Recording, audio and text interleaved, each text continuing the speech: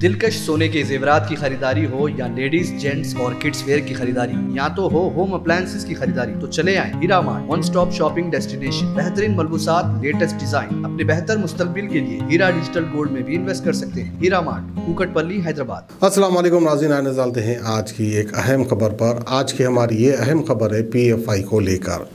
खैर जो है PFI की खबर बताने से पहले हम आपको याद दिलाते चले कि हमारे देश के अंदर जो है बजरंग दल, RSS, राम सेना, युद्ध सेना, बहरहाल कई ऐसे सेनाएं हैं, कई ऐसे NGOs हैं जो कि अच्छे हैं, लेकिन दूसरे मुल्क के लोग यानी गैर मुल्क के लोग ये कहते हैं कि भाई ये आतंकवादी संगठन है, RSS आतंकवादी है, वो आतंकवादी है, ये आतंकवादी है। उन लोगों को क्या मालूम, बेचारों को भोले भाले लोग होते हैं दूसरे मुल्क के, जो इस तरह से RSS को और बजरंग दल को बदनाम करते हैं।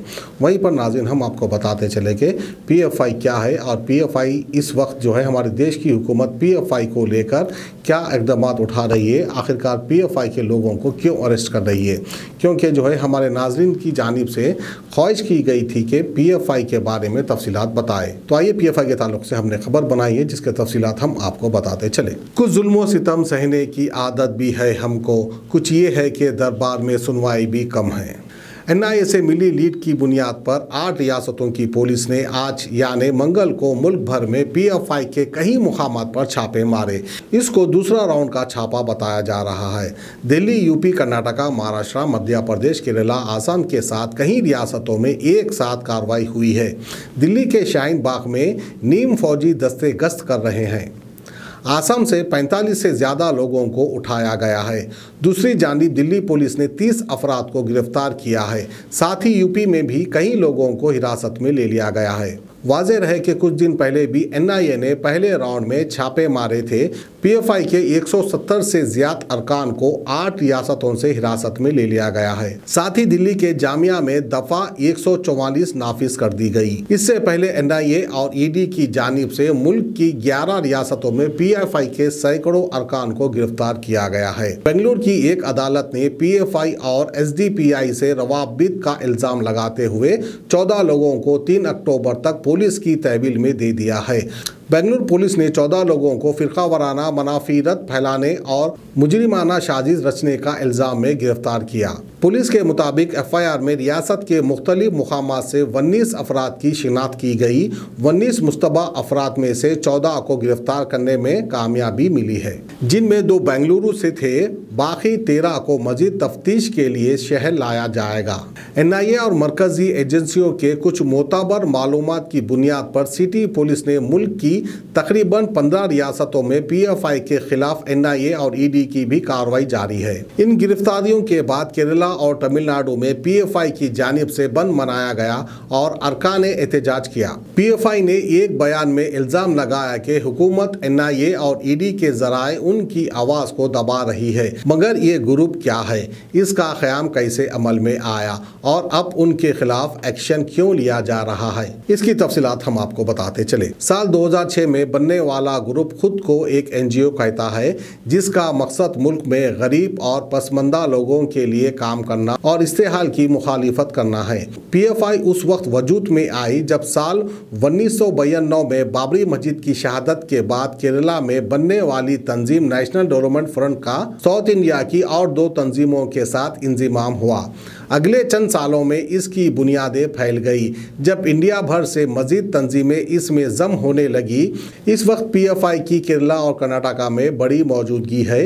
ये तंजीम इस वक्त इंडिया की 20 रियासतों में एक्टिव है और इसका कहना है कि इसके कारकुनों की तादाद लाखों में है। PFI अपनी वेबसाइट और अपने मकसद के बारे में PFI का दावा है कि वो माशरे में मसावत चाहते हैं, जहां सब आज़ादी, इंसाफ और तहफ़्फ़ुज़ के एहसास के साथ ज़िंदगी गुजार सके। तंजीम का कहना है कि दलित, ट्रिबल्स और माइनॉरिटीज़ को हुकूक हासिल हो सके, मगर हुकूमत ने तंजीम और इसके मेंबर्स के खिलाफ कई इल्ज़ामात लगाए हैं, जिनमें बगावत, सोसाइटी के मुख्तलिफ तबक़ात में अदावत यानी दुश्मनी पैदा करना और इंडिया को कमज़ोर करने के इल्ज़ामात शामिल है। इस ग्रुप के कुछ लोगों के बारे में कहा गया कि इनका ताल्लुक उस शख्स से था जिसने जून के महीने में राजस्थान में एक हिंदू शख्स का सर कलम किया था। चंद महीने पहले बिहार में पुलिस ने दावा किया कि ग्रुप ऐसी दस्तावेज तकसीम कर रहा है जिनमें कहा गया है कि इंडिया को इस्लामी मुल्क बनाया जाएगा। तेलंगाना के बीजेपी सदर ने तो यहां तक कह दिया कि पीएफआई का मकसद 2040 तक तेलंगाना को इस्लामी रियासत बनाने का है। उन्होंने पीएफआई पर पाबंदी लगाने का मुतालिबा भी किया, जिसके बाद शहर हैदराबाद के मौजम जाही मार्केट इलाके में जामबाग के बीजेपी कॉर्पोरेटर राकेश जायसवाल की क़यादत में पीएफआई के खिलाफ एहतजाज किया गया और तंजीम पर पाबंदी लगाने का मुतालिबा किया गया। पीएफआई ने इल्ज़ामात की तरदीद की और कहा कि ये दस्तावेज दरअसल एक जाली दस्तावेज है। पीएफआई पर लगाए जाने वाले इल्ज़ामात में से एक बड़ा इल्ज़ाम ये है कि इनका एक ऐसी शिद्दत पसंद जमात स्टूडेंट इस्लामी मूवमेंट ऑफ इंडिया से कॉन्ट्रैक्ट है जिसको हुकूमत ने साल 2001 में गैर कानूनी करार दिया था। पीएफआई का और एक बैंड ग्रुप इंडिया मुजाहिदीन के साथ भी ताल्लुक जोड़ा जा रहा है। पीएफआई के फाउंडर मेंबर और इसकी साबिका शक्ल एनडीएफ का हिस्सा रहने वाले प्रोफेसर पी पोकोनू कोया साबिक एमपी ने इल्ज़ामात से इनकार किया था। उन्होंने बताया कि students Islam movement of India साल 1981 में ख़त्म होने के सालों बाद उन्होंने साल 1993 में एनडीएफ बनाई थी। हुक्काम पीएफआई का ताल्लुक मुल्क में होने वाली सियासी कसीदगियों से भी जोड़ा जाता है। अब पीएफआई मशहूर कब हुई?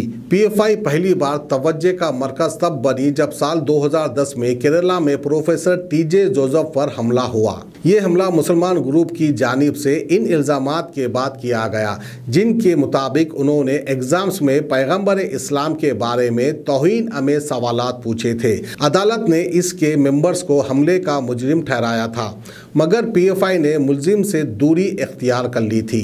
साल 2018 में पीएफआई के कारकुन पर इल्ज़ाम लगाया कि केरला के शहर इर्नाकुलम में कम्युनिस्ट पार्टी के स्टूडेंट्स यूनियन एसएफआईओ के एक लीडर को चाकू का वार करके कत्ल कर दिया गया। आइए अब देखते हैं कि पीएफआई कितनी मशहूर है। पीएफआई के लीडर्स को अपनी तकरीरों की वजह से मीडिया में काफ़ी तवज्जो मिलती रहती है, जिन्हें अक्सर इस्तेहाल अंगेज करार दिया जाता है। पीएफआई का दावा है कि इनको बड़े पैमाने पर हिमायत हासिल है, लेकिन अब तक इन्हें सियासी कामयाबी हासिल नहीं हुई।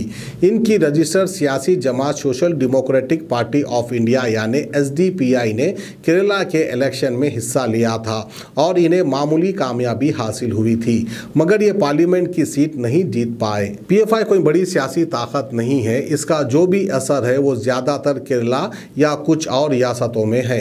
बाकी इंडिया में मुसलमान ये जानते तक नहीं कि ऐसी कोई सियासी जमात है। इस साल के शुरू में एक कॉलेज की जानिब से लड़कियों के हिजाब पर पाबंदी लगाने के बाद कर्नाटका की हुकूमत ने पीएफआई पर इल्ज़ाम लगाया था कि वो मुजाहिरीन को भड़का रही है। तलबा और उसके वुमेन विंग हिजाब के हक में होने वाले मुजाहिरों में आके थे। बीजेपी के साथ कई हिंदू ग्रुप्स लंबे अरसे से पीएफआई पर पाबंदी का मुतालिबा कर रहे हैं। केरला की हाईकोर्ट ने इसको एक बार शिद्दत पसंद तंजीम करार दिया था, मगर पीएफआई किसी भी दहशतगर्द कार्रवाई में मुल्लविस होने से इनकार करती आई है और इनकार करते रहेगी। वैसे हम आपको याद दिलाते चले कि पीएफआई को बचाने के लिए कोई भी मुस्लिम सियासतदान आके नहीं आ रहा है। हम ये भी नहीं कह सकते कि पीएफआई सही है और हम ये भी नहीं कह सकते कि पीएफआई गलत है। अब सेंट्रल हुकूमत जो भी कार्रवाई कर रही है, अब जाहिर सी बात है जो भी करती है सही करती है और हर किसी को इसकी कार्रवाई पसंद भी आती है। वैसे अब देखने वाली बात होगी कि आने वाले दिनों में पीएफआई को लेकर सेंट्रल गवर्नमेंट क्या हुक्म जारी करती है। तो ये थी हमारी आज की खुसूसी खबर पीएफआई को लेकर। हमें दीजिए इजाजत, खुदा हाफिज। सोने के जेवरात की ख्वाहिशमंद खवातीन के लिए सिर्फ एक ही नाम, हीरा मार्ट। दिलकश डिजाइन और बेहतरीन मलबूसात का शानदार कलेक्शन, कुवैती रानी हार, नेकलेस, बैंगल्स, मंगलसूत्र, जड़ावी जेवरात। इसके अलावा आप हीरा डिजिटल गोल्ड में भी इन्वेस्ट कर सकते हैं। एक बार जरूर तशरीफ लाएं। बेहतरीन मुस्तकबिल के लिए आज ही हीरा डिजिटल गोल्ड में इन्वेस्ट करें और बढ़ती हुई सोने की कीमत से फायदा उठाएं। One stop family shopping mall, जहां पर नए फैशन और डिजाइन के लेडीज, जेंट्स और किड्स वेयर भी मौजूद। बिल्कुल नया स्टॉक खुसूसी डिस्काउंट के साथ। और तो और हर तरह के होम अप्लायंसेस की खरीदारी के लिए चले आए हीरा मार्ट, कुकटपल्ली, हैदराबाद।